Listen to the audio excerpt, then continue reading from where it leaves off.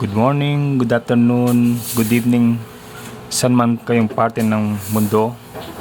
Binabati ko po kayong lahat. Mag-start na po tayo. Yan. Nagpainit na po ako ng kawali na may mantika. Una nating igigisa itong luya. Tapos isasabay natin itong dalawang tanglad para panigurado tanggal ang lansa ng ating mga soup dish na fish. So ayan, gisa-gisa lang natin. Igisa natin yan mga 2 minuto para panigurado labas na labas ang lasa ng ating mga aromatics. Yan o. Makalipas ang 2 minuto, kung titignan nyo yung luya, medyo brown na sila.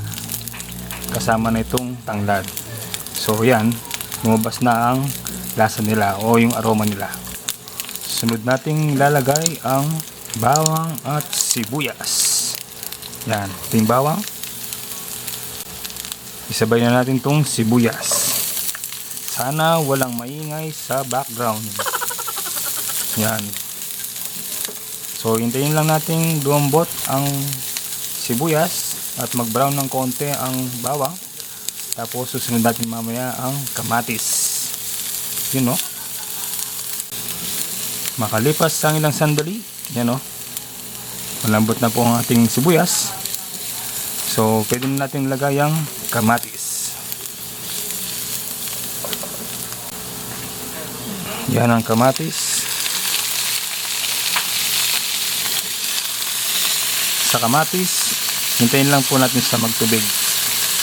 Tapos mamaya maglalagay po tayo ng tubig. Yun. Yan, medyo malambot na yung ating kamatis. So, maglalagay na tayo ng tubig.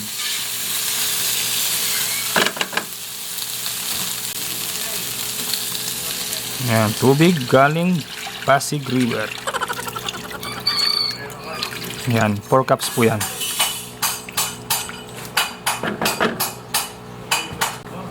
Add po tayo ng paminta.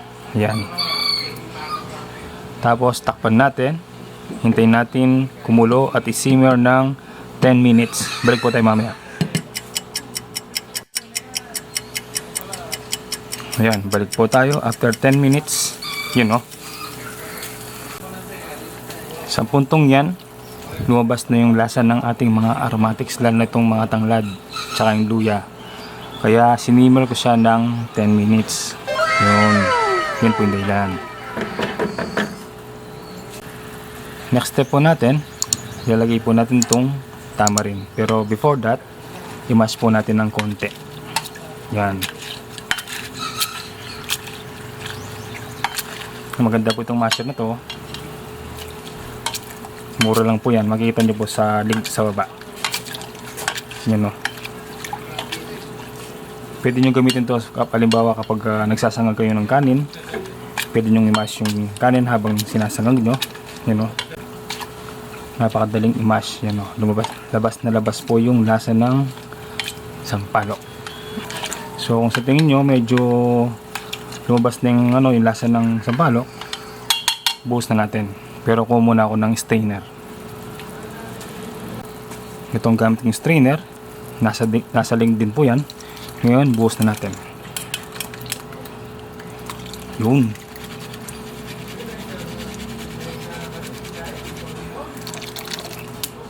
Kung titingnan niyo po, yung sabaw naging po siya, naging puti. Gandang tignan, no? Yan, palagi ko okay na po yan. Maglalagay po tayo ng patis, pampalasa. Yan. Takpan natin sandali, hintayin natin siyang kumulo. Balik po tayo mamaya. Yan, balik po tayo. Yun, kumukulo na po. Bago tayo mag-proceed sa ating next step, babatiin ko lang po itong mga tagapanood po natin.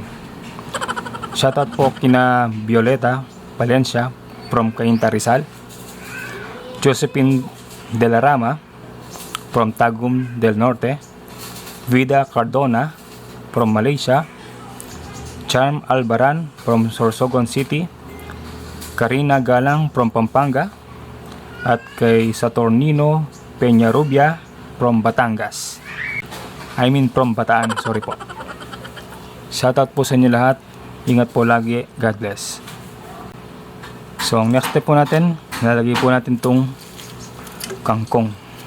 Yan, medyo marami yata. Buwasan natin. Gagamitin ko po sa ibang putahe. Yan. Isasabay ko na rin po itong okra. Yan. Okra. Takpan po natin ng 3 minutes. Tapos balik po tayo mamaya. Ayan, balikan po natin. So, proceed na tayo sa next step. Ito po ang next step natin. Itong salmon. Salmon belly. Grabe, napakamahal ng per kilo nito. Yan, lagay na po natin. Panalo yan, grabe, sarap oh. Ganda ng pagkahiwa. So, hindi ko siya agad nilagay kasi madali lang pong maluto yan, di ba? Yan o. 3 piraso. Imagine magkano yan? 600 pesos na po yung 3 yan actually. So, parang tig 200 bawat hiwa. Yan o.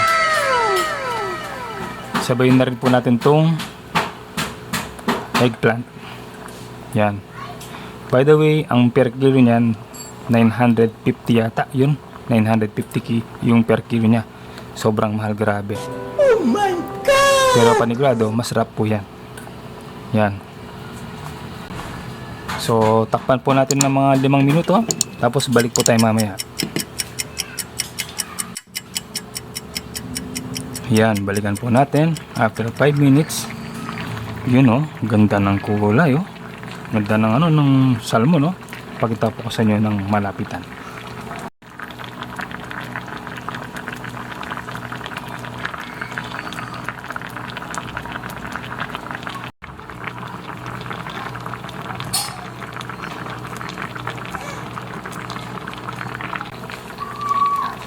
Ang bango ng sabaw, grabe.